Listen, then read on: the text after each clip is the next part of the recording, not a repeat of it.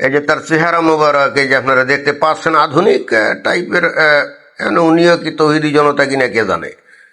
দাড়ি গোপ চাষা, দাড়িও তো নাই, আবার মাথায় টুপি।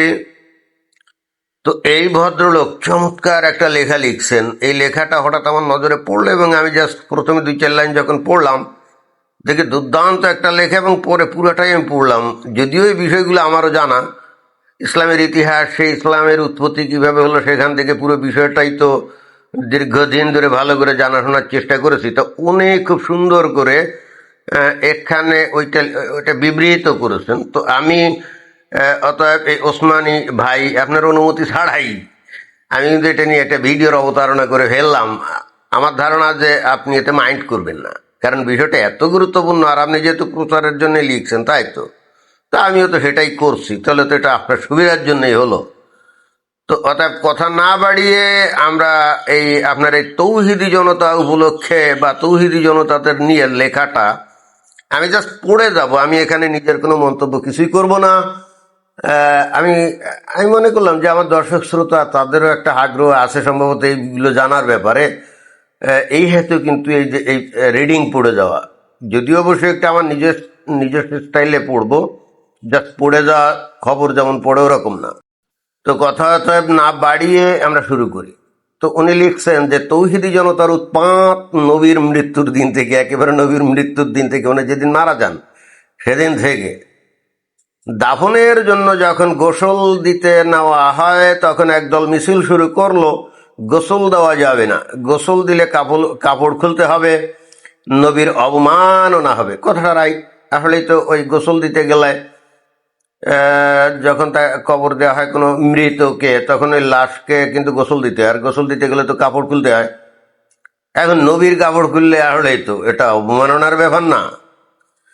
আবু বকরকে যখন খলিফা নির্বাচন করা হয় তখন আরেক দল ফাতেমা ও আলীর ঘর জ্বালিয়ে দিতে গেল, কারণ তারা খলিফার প্রতি আনুগত্য প্রকাশে দেরি করছিলেন। হ্যাঁ, এইটা তৌহিদি জনতা, যারা নাকি তৌহিদি জনতা বাংলাদেশ এবং মুমিন মুসলমান, রসালো বলেন আর উগ্রপন্থী বলেন, এই ইতিহাসটা জানি কিনা সন্দেহ আছে।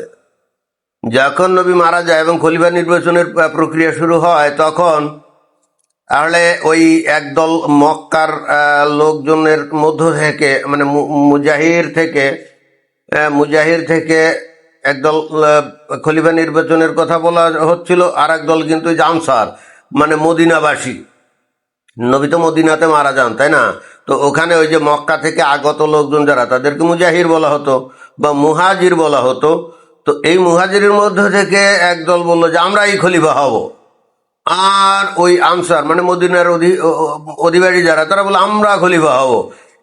ওই যে অনেকে বলে না যে ইসলামে যারা থাকে খোদ তাদের আর কোনো কিছুর প্রতি লোভ লালসা থাকে না।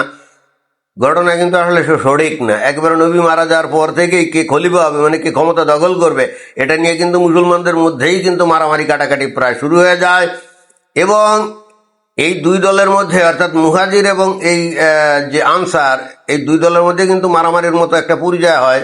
তখনই কিন্তু খলিফা ওমর এসে, মানে খলিফা তো তখনও না, তো ওমর এসে হস্তক্ষেপ করে উনি দম করে বলে বসেন যে আবু বকরকে খলিফা হিসেবে মেনে নিলাম এবং আমি তার হাতে বাদ গ্রহণ করলাম। এবং এখানে একটা জিনিস বলতে হবে যে এই যারা নাকি মুহাজির, তাদের মধ্যে এই যে হজরত আলী নবীর যে চাচাতো ভাই, সেও কিন্তু খলিফা হওয়ার বিশাল দাবিদার ছিল। আর যখন আবু বকরকে খলিফা মেনে নেওয়া হলো বা অন্য সবাই মেনে নিল, তখন কিন্তু ওই জায়গা ছেড়ে এই হজরত আলী এবং তার স্ত্রী ফাতিমা, নবীর যে কন্যা, তারা কিন্তু ওখান থেকে চলে যায়। তারা কিন্তু আবু বকরের কাছে বাদ গ্রহণ করে নাই। কিন্তু এবং এবং ওই সময়ে যারা নাকি ওই খলিফার কাছে বাদ স্বীকার করবে না, তারা কিন্তু আসলে আর মুসলমান থাকে না, তারা কিন্তু মুরতাদ হয়ে যায়। খলিফার বিরুদ্ধে বিদ্রোহ মানে ইসলাম ত্যাগ করা। তাহলে এইবার বুঝতে পারছেন ঘটনা একেবারে নবীর মরা থেকে শুরু। অধিকাংশ মুসলমানের ইতিহাস জানে না, জানার চেষ্টা করে না, জানতে গেলে খেপে যায়। আসল সত্যটাকে তারা গোপন করে তারপরে তারা মন গড়া কথাবার্তা বলে। মানে আমার একটু টিকা টিপ্পনি এখানে কাটতে হলো বিষয়টা নিয়ে, এবং সেটা এখানে ওই ওসমানী ভাই বলছেন। তো এখানে বলছে যে আরেক দল ফাতেমা আলীর ঘর জ্বালিয়ে দিতে গেল, কারণ তারা খলিফার প্রতি আনুগত্য প্রকাশে দেরি করছিলেন। মানে ওই যে আনুগত্য যে করে নাই, ওই জন্যই কিন্তু আবু বকরের যে অনুসারী, ওমরের অনুসারী, তারা খেপে গেল। খেপে গিয়ে এইবার হজরত আলীর বাড়িঘর জ্বালিয়ে তো অবশ্যই তাদেরকে মারার জন্যও গেছিল। এটাই এটাই কিন্তু হিস্ট্রি, এটাই কিন্তু মন গড়া কারো কথা না। এগুলাই কিন্তু নবীর যে সিরাত রাসূলুল্লাহ, তারপর হাদিস, তাফসীর, সমস্ত কিতাব এই সমস্ত লেখা আছে। তারপর বলছে যে ইরানিরা বলে ফাতেমাকে কিল ঘুষি মেরে জখমও করা হয়েছিল, লাথি মেরে তার গর্ভের সন্তান নষ্ট করে দিয়েছিল। হ্যাঁ, যে ওই ওমরও ওই দলে নাকি ছিল। সে গিয়ে কি করছে, ওই যে দরজায় ধাক্কা মারছে, দরজার এই পাশে ছিল ফাতেমা, মানে ঘরে। প্রথমে যে ডাকাডাকি করছে, তো ওরা ঘর থেকে বেরোয় না, মানে আলী আর ফাতেমা ঘর থেকে বেরোয় না।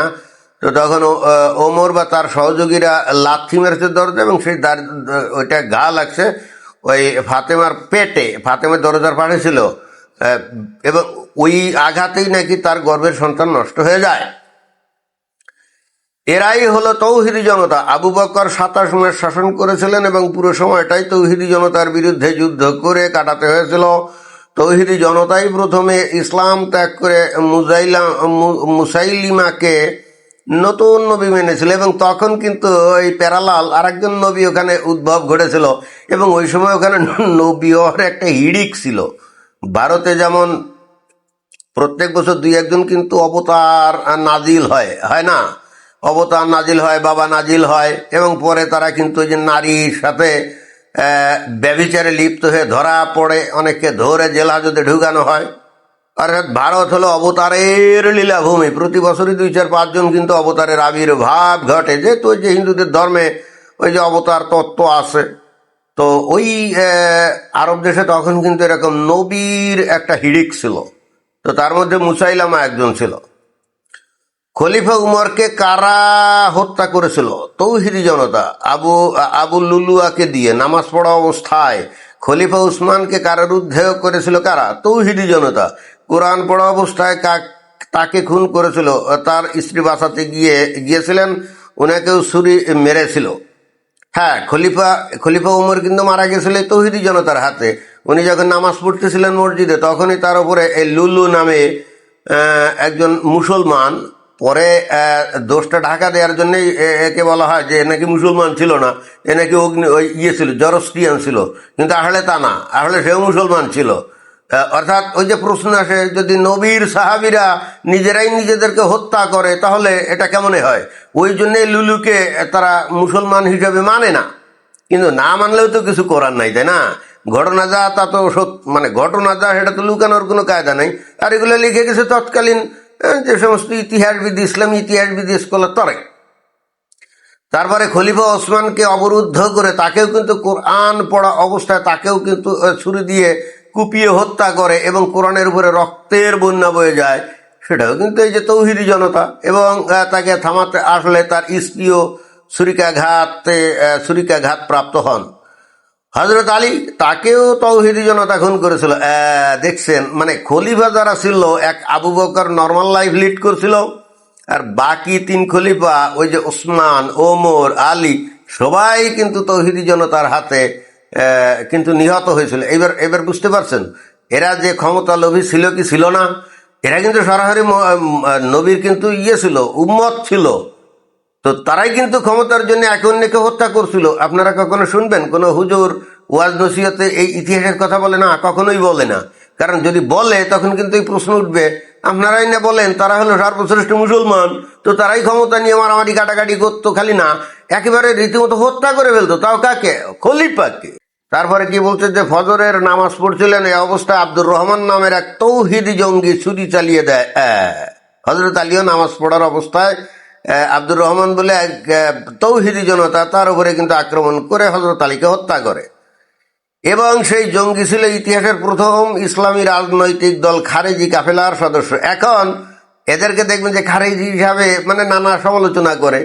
তো খারেজি কারা? তারা কি ইসলাম বহির্ভূত ছিল নাকি? তারাও তো ইসলাম অনুসরণ করতো, তাই না? তারা তো হজরত মোহাম্মদকে নবী মানত, কোরআনকে বিশ্বাস করতো।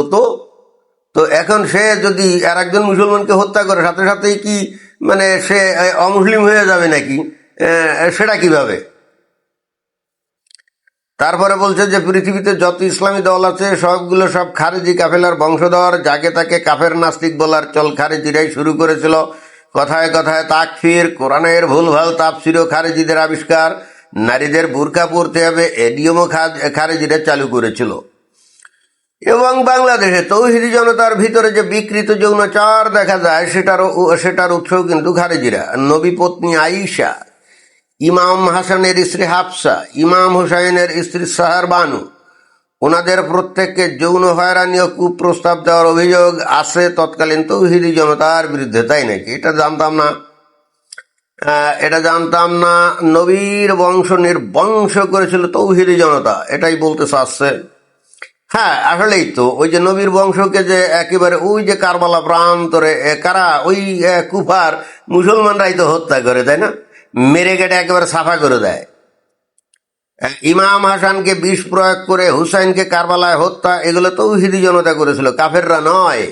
হুসাইনের পুত্র আলী আকবর, শিশুপুত্র আলী আসগর, হাসানের 3 পুত্র কাসেম, আবু বকর ও আবদুল্লাহ, এরা নবীর রক্তবাহক ছিলেন। এদের প্রত্যেককে তৌহিদি জনতা হত্যা করেছিল। কোথায়? ওই কারবালাতে।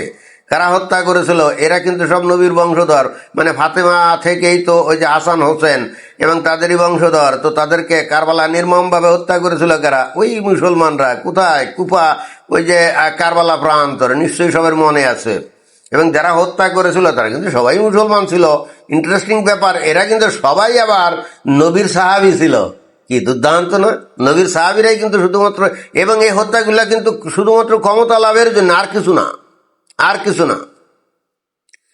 এমনকি কাবাঘরও রক্ষা পায় নাই। উমাইয়া বাহিনী ও জুবায়ের বাহিনী যখন মুখোমুখি হয় 683 সালে, তখন তৌহিদি জনতা কাবাঘর জ্বালিয়ে দিয়েছিল।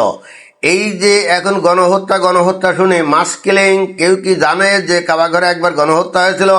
হ্যাঁ, তৌহিদি জনতা কাবাঘরে গণহত্যা চালিয়েছিল, খুন করেছিল হাজার হাজার হাজিকে 931 সালে। এবং হাজিরা যে কালো পাথরে চুমু দেয়, হাজারে আসওয়াদ, এটা তৌহিদি জনতা চুরি করে বাহরাইনে নিয়ে গিয়েছিল। 20 বছর সেটির হদিশ পাওয়া যায়নি, হাজিরা চুমু খেতে পারেনি। আপনারা কি আশ্চর্য হচ্ছেন, তাই না? এই যে এই কাবাঘর ভেঙ্গে খান খান করে দেওয়া হয়, সেখানে আগুন জ্বালিয়ে দেওয়া হয়, সেখানে গণহত্যা চালানো হয় কখন?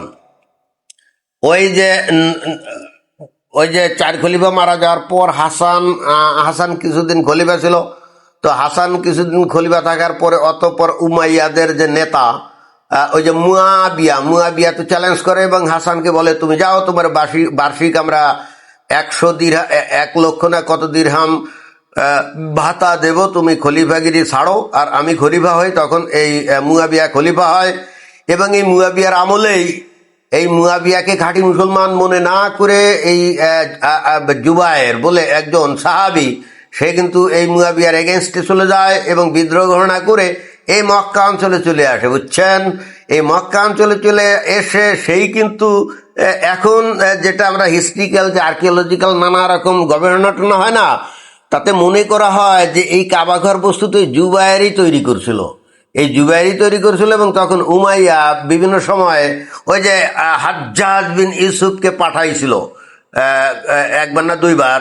তো তারপরেও কিন্তু কিছু হয় নাই। পরে যখন ওই একেবারে লাস্টের দিকে আবারও হাজ্জাজ বিন ইউসুফকে যখন পাঠানো হয়, সে বিখ্যাত সেনাপতি হাজ্জাজ বিন ইউসুফ, সে এসে এই কাবাঘরের এই জায়গাটা অবরোধ করে। তারপরে ক্যাটাপুলার মানে পাথর ছোড়া, ওই যে বড় বড় পাথর ছোড়া আগে যেটা ছিল, ওইগুলো ছুঁড়ে এই কাবাঘরে, সেই পাথরগুলো ছুঁড়ে কিন্তু কাবাঘর ভেঙে খান করে দেওয়া হয়। এবং ওই জায়গায় যত লোক ছিল তাদেরকে ধরে একেবারে কল্লা ফেলে দেওয়া হয়।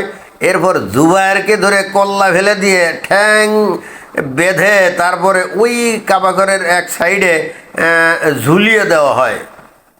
এই জুবায়ের, সে কিন্তু কট্টর একজন মুসলমান ছিল, আর তাকে হত্যা করলো কে? আর একজন কট্টর মুসলিম, কে? হাজ্জাজ বিন ইউসুফ। বুঝছেন? কিসের জন্য? ক্ষমতার জন্য। এবং এখনকার ওই যে হুজুরা, ইসলামিক স্কলাররা বলবে ওই সমস্ত মুসলমানরা নাকি, যেহেতু তারা সরাসরি নবীর সান্নিধ্য অথবা সরাসরি যারা সাহাবি তাদের সান্নিধ্য পাইছিল, অর্থাৎ তাবেইন, তারাই, অর্থাৎ যাদেরকে মনে করা হয় যে খাঁটি মুসলমান, তারাই কিন্তু এই মারামারি খুনাখুনি এগুলা করতো শুধুই মাত্র অর্থ ক্ষমতা এগুলো লাভের জন্যে। এইগুলো দেখবেন অত্যন্ত সচেতনে হুজুররা কিন্তু গোপন করে যায়, এইগুলো কিন্তু মানুষকে জানতে দেয় না। এবং এইগুলো জানে না বলেই কিন্তু আসলে এই মুসলমানরা এত ধর্মোন্মাদ। তারা যদি ইতিহাসগুলো জানতো, এবং তারা তো আসলে পড়েও না, সবচেয়ে বড় সমস্যা হচ্ছে পড়েও না। আর হুজুররা তো একতরফা খালি অন্য মানে মুদ্রার অন্য পিঠটা খালি তাদের কাছে প্রচার করে যায়, কিন্তু আসল সত্যটা দেখবেন যে এরা কখনোই জানায় না, কখনোই জানায় না। জানাইলে কি হতো বুঝতেই তো পারছেন, তাই না? তো এবং এই যে কালো পাথরের ব্যাপারে বললে, হ্যাঁ এটা কিন্তু 20 বছর ধরে কিন্তু কাবাগারে ছিল না, এটা চুরি করে নিয়ে এই যে বাহারাইনে নিয়ে যাবেন। শুধু তাই না, শোনা যায় এইটা নাকি ওই ল্যাট্রিনের মধ্যে রেখে এটার উপরে বসে নাকি পায়খানাও করতো, এরকম শোনা যায়। আমি জানি না ঘটনা সত্য কিনা। তারপরে বলছে কি, ফাতেমি খলিফারা অনেক লাইব্রেরি নির্মাণ করেছিল যেগুলো দার আল হিকমা নামে ডাকা হতো। সেই লাইব্রেরিগুলো কারা ধ্বংস করেছিল? তৌহিদি জনতা। কত গুরুত্বপূর্ণ বই যে তৌহিদি জনতা পুড়িয়েছে ইয়ত্তা নেই। 2016 সালে মসজিদে নব্বীতে যে আত্মঘাতী বোমা হামলা হয়েছিল সেটা তৌহিদি জনতাই করেছিল। কি বলবো এদেরকে? মুসলমানরা তৌহিদি জনতা ওরফে তৌহিদি জঙ্গিবাদের বিরুদ্ধে শক্তভাবে না দাঁড়ালে, এদের কর্মকাণ্ড সম্পর্কে সন্তানদের সচেতন না করলে ইসলামের বিলুপ্তি আসন্ন। মুসলিম বিদ্বেষও বাড়বে। পৃথিবীতে হাজার হাজার ধর্ম এসেছে, হাজার হাজার ধর্ম বিলুপ্ত হয়েছে। ইসলামের চেয়ে বহুগুণ শক্তিশালী ধর্ম পৃথিবীতে ছিল, কিন্তু অন্ধ অনুসারীদের কর্মকাণ্ডে লুপ্ত হয়েছে। 1400 বছর খুব বেশি সময় নয়। হিন্দু ধর্ম তো 7000 বছরের বেশি সময় ধরে টিকে আছে। তো উনি বলতেছেন যে তৌহিদি জনতা যা করে ধর্মের নামে, তাতে করে ইসলামের ব্যাপারে মানুষের আস্তে আস্তে অপছন্দ এবং একটা পর্যায়ে ঘৃণা বেড়ে যাচ্ছে। মুসলমানদের ব্যাপারে আস্তে আস্তে মানুষের ঘৃণা বেড়ে যাচ্ছে, এবং এমন একদিন আসবে হয়তো সমস্ত অমুসলিম একত্রিত হয়ে একটা সিদ্ধান্ত নেবে যে এইরকম তৌহিদি জনতা বা মুসলমান তারা ধর্মের নামে জঙ্গিবনা করে, সন্ত্রাসী আক্রমণ করে, এবং যেখানেই যায় সেখানেই পরিবেশ নষ্ট করে। তো এই তো এটা তো অমুসলিমরা একদিন একত্রিত হয়ে হয়তো সিদ্ধান্ত নেবে যে এটা তো আর চলতে দেওয়া যায় না। বস্তুত এই কথাটাই উনি বললেন। তো এখন ওবায়দুল্লাহ ওসমান, আপনাকে ধন্যবাদ। চমৎকার একটা নিবন্ধ লিখছেন, একেবারে ইসলামের ইতিহাস সংক্ষেপে লিখছেন। আমিও যৎপরণাস্থি এ সংক্ষেপে বলার চেষ্টা করলাম, কিন্তু তারপর একটু বড় হয়ে গেল, কিন্তু করার কিছু নাই। এবং আপনাকে বলতে চাই, এই সমস্ত ইতিহাস ভিত্তিক সুন্দর সুন্দর বিষয়গুলো পাবলিকও আসলে শুনতে চায় না, জানেন? পাবলিকও জানতে চায় না। এখন একটা হয়ে গেছে যে পাবলিক মনে করে যে ওই হীরক রাজা দেশের যে রাজার একটা বিখ্যাত উক্তি, জানার কোনো শেষ নাই, জানার চেষ্টা বৃথা তাই। তো ইদানিংকালের লোকজনের মানসিক অবস্থা অনেকটা এরকমই। তারা বুঝছে যে জানার যেহেতু কোনো শেষ নাই, তাহলে জেনে লাভটা কি? আর বেশি জানলে মাথায় কত প্রশ্ন আসে, দিচ্ছে না কেউ জবাব তার, এরকম একটা সমস্যা হয়ে দাঁড়ায়। কোনো কিছু না জানলে শান্তিতে ঘুমানো যায় ভাই। আমি নিজেই তো তার প্রমাণ। অনেক কিছু জানার চেষ্টা করলে অনেক দিন কিন্তু অনেক রাতে ঘুম হয় না। ওই শুইতে গেলে কত রকম চিন্তা ভাবনা মাথার মধ্যে আসে, এবং তখন ভাবি যে এই বিষয়ে তো ভিডিও করা হলো না, এবং এরকমভাবে কতদিন যে বিনিদ্র রজনী কেটে গেছে ঠিক নাই। পরে কিন্তু দিনের বেলায় ঘুমাতে হয়েছে, বুঝছেন? তো এটাও ঠিক যে বেশি জানলে এবার সমস্যা, না জানলেও সমস্যা। তাহলে কোন দিকে গেলে যে কি সেটাই তো বুঝি না। আসলে মানব জীবনটাই সমস্যা। আমার কাছে তো এখন এটাই মনে হচ্ছে রে ভাই। ধন্যবাদ।